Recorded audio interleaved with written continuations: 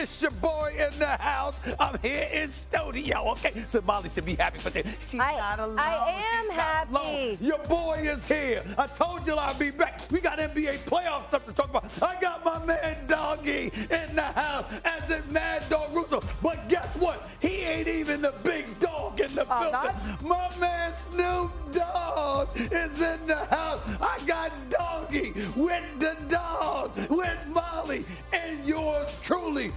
Holla at your boy. Whoa! It's good to be back. The 3-seed Lakers feel they did not play their best, and they are geared up for tonight. Luka for three. This is vintage Luka Doncic. Just so gifted offensively. Another great feed by LeBron. I'm not sure we saw any of this in Game 1. Lakers are going to win it by 9 and tie this best-of-7 series at 1-1. Going into the Minnesota is going to be a war. No matter what, we can't panic, and we got to stay together. And that's on me and Braun to keep the team together.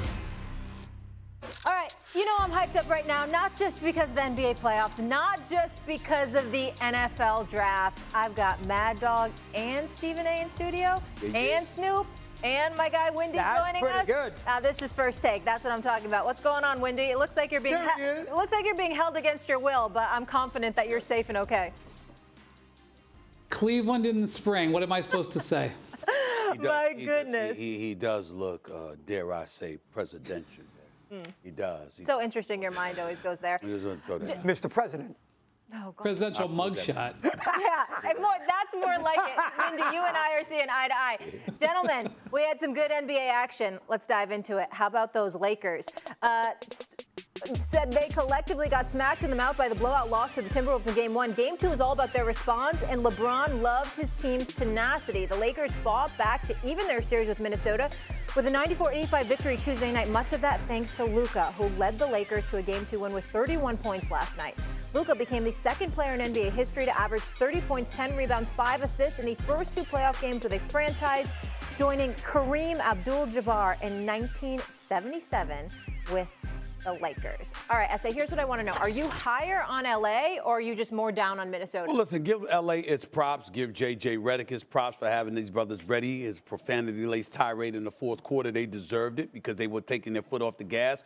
But I think this was about me being disappointed in Minnesota. I can't emphasize. Listen, when you watch Minnesota, 117 points in Game 1, a season low, 85 in Game 2, a season low. You know, they got bipolar disorder, man. You don't know which Minnesota Timberwolves team is going to show up. They look discombobulated. They look disorganized. They look chaotic. You're dribbling too much. You're not spreading the floor properly. You're not making the extra pass. You're not, and don't get me started with this shooting. 5 of 25 from three-point range after the way they shot lights out in Game 1. This is the reason why people felt this was a matchup made for the Los Angeles Lakers coming into this series. Because with Minnesota, you never know what you're going to get. They were trapping Anthony Edwards. They were getting the ball out of his hands. I understand it. But you're looking at Naz Reid. You don't need to be handling the ball too much. McDaniels, you don't need to be handling the ball too much. Julius Randle, listen, Mr. Lefty, he ain't ambidextrous, okay? We know this, all right? Even though he put up some decent numbers last day, had 27 points. I just found myself incredibly frustrated with Minnesota. The Lakers scored 60 points over the last 3 quarters. 60 points over the last 3 quarters of the game. And still, Minnesota never pulled closer than within 9 because you're all over the place offensively. You can't win this series like that. You don't have a chance to win this series like that. You're looking at them and you're just saying to yourself, Mike Conley Jr., you've been a veteran point guard in the league for years. Control them. Control the pace. You know what? You got a ball. Don't be driving and I saw McDaniels literally run over Austin Reeves. And then looked at the ref like, what? What did I do? What do you mean what you did? It's not football. You're not trying to run, not trying to break tackles, trying to get to the basket. You're just looking at them right now.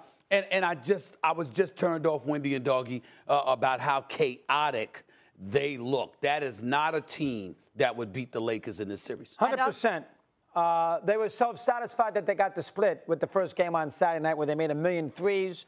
Good job by JJ. I guess they had a hard practice the day before. They went through film on Easter Sunday. He did have him ready to play. He's done a good job, so give him credit for there. But I definitely agree with you 100% about Minnesota. I think Steve's. I look at more from a Minnesota standpoint than a Lakers standpoint, too. You figured the Lakers were going to win the game. They were favored. Even in Vegas, down by a game, they were still pretty much a pick 'em in the series, which was odd. And Minnesota does not have a great home court. I'll give you 1,000,000 examples of teams in the last, whatever it might be, going into the Target Center winning games. Dallas did last year. Obviously, Denver did when they were down 2-0. They got back to 2-2. So from that perspective, I'm a little worried that Minnesota appeared to be, hey, you know what? We got a split. We won the first game.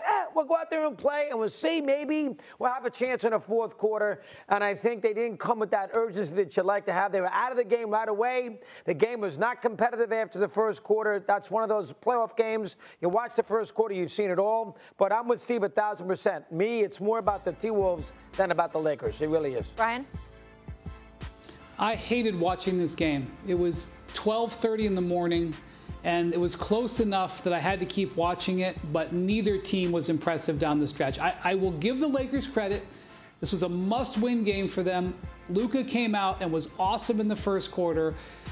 As I'm watching the end of this game, where they're both bumbling and stumbling and running over each other and all that stuff, I'm thinking of what the Denver Nuggets LA Clippers series looks like. Those two heavyweights who look like they both could win the West under the right circumstances. I'm thinking about Oklahoma City, who has dismantled the Grizzlies so far, totally looking like the 68-win team that they were during the regular season. And I'm thinking, one of these two teams thinks that they can run through the West playing this way? No way. So I'll give them a pass that it was the first two games of the series, and it's going to be a long series. I just wasn't impressed either way. Luka has given Minnesota all kinds of problems over the last 2 years. If I was going to look into the future and say how this series is going to go, I don't see how Minnesota stops him, so I'd lean towards the Lakers. I think he probably carries them. But Ant Edwards hasn't been great these first two games. And what was alarming about last night's game is that he said he was confused by the defense the Lakers played on him. He said it was sort of a zone. I'm not an X's and O's expert. I think the way the Lakers were playing against him is similar to the way they play against great scorers, where they just try to crowd the paint and dare the guy to kick and shoot threes. Maybe there was a new wrinkle that JJ Redick came up with that I didn't see, and I'll grant for that. I don't think Ant Edwards showed the aggression he needed to show considering the stakes. And the big thing was he had no assists in this game. He hasn't had a no-assist game in 3 years. He had 9 assists in game one. So this is really about Ant Edwards answering back with a great game or two when this series goes to Minneapolis. Well, first of all, collectively speaking, as an offense, they were absolutely awful. Let's get that out the way. Okay, you got a situation where you're looking at Naz Reid and Jaden McDaniels. They combined for 48 points on 19 for 25 shooting in game one. That's 76%. Last night, they combined for 17 points. Think about that. That's a 31-point drop-off on 6 of 19 shooting, which was